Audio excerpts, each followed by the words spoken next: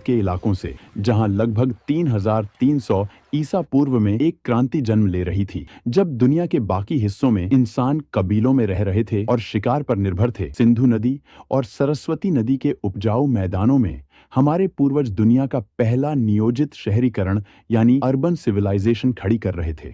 यह सभ्यता 10 लाख वर्ग किलोमीटर से भी ज्यादा इलाके में फैली थी, जो उस समय के मिस्र और मेसोपोटामिया की सभ्यताओं को अगर मिला दिया जाए तो उससे भी बड़ी थी। हड़प्पा और मोहनजोदड़ो जैसे शहर इस सभ्यता के मुकुट थे, लेकिन इन शहरों को खास बनाती थी उनकी प्लानिंग। अगर आप ड्रोन लेकर उस समय ऊपर उड़ते तो आपको नीचे एक विशाल शतरंज की बिसात बिछी हुई दिखाई देती। इसे ग्रिड सिस्टम कहा जाता है। सड़कें टेढ़ी मेढ़ी नहीं थीं, बल्कि एक दूसरे को 90 डिग्री के समकोण पर काटती थीं। मुख्य सड़कें उत्तर से दक्षिण की ओर जाती थीं, ताकि हवाएं जब चलें तो पूरा शहर अपने आप साफ हो जाए। ये इंजीनियरिंग का वो स्तर था जो आज भी दुनिया भर के आर्किटेक्ट्स को हैरान कर देता है। हड़प्पा के इंजीनियरों को ईंटों का जादूगर कहा जा सकता है। उन्होंने निर्माण के लिए एक ऐसा स्टैंडर्ड तय किया था जो पूरे साम्राज्य में लागू होता था, चाहे आप उत्तर में हो या दक्षिण में।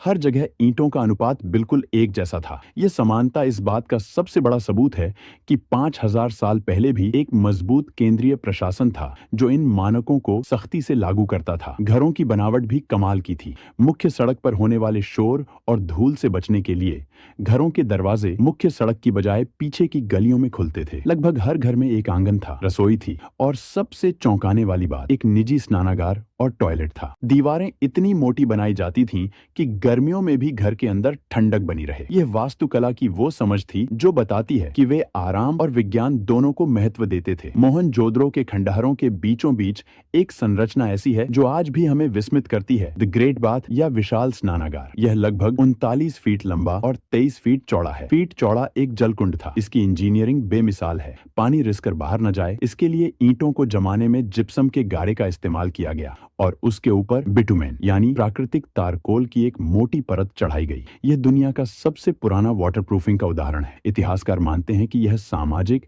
या धार्मिक अनुष्ठानों के लिए इस्तेमाल होता था, लेकिन पानी की कहानी सिर्फ यहाँ तक सीमित नहीं थी। गुजरात के धोलावीरा शहर ने तो जल संरक्षण में कमाल ही कर दिया था। यह शहर रेगिस्तान के बीच में था, इसलिए वहां के इंजीनियरों ने बारिश के पानी को इकट्ठा करने के लिए विशाल जलाशय और बांध बनाए। उन्होंने चट्टानों को काटकर ऐसे चैनल बनाए जो नदी के पानी को शहर के बड़े टैंकों तक लाते थे। धोलावीरा का जल प्रबंधन सिस्टम आज भी आधुनिक हाइड्रो इंजीनियर्स के लिए एक केस स्टडी है। हड़प्पा की अर्थव्यवस्था की रीढ़ थी उनका व्यापार, और इस व्यापार का केंद्र था लोथल। गुजरात के तट पर स्थित लोथल में दुनिया का सबसे पुराना जात मानव निर्मित बंदरगाह मिला है। यहाँ ईंटों से बना एक विशाल बेसिन था जहाँ समुद्र से आने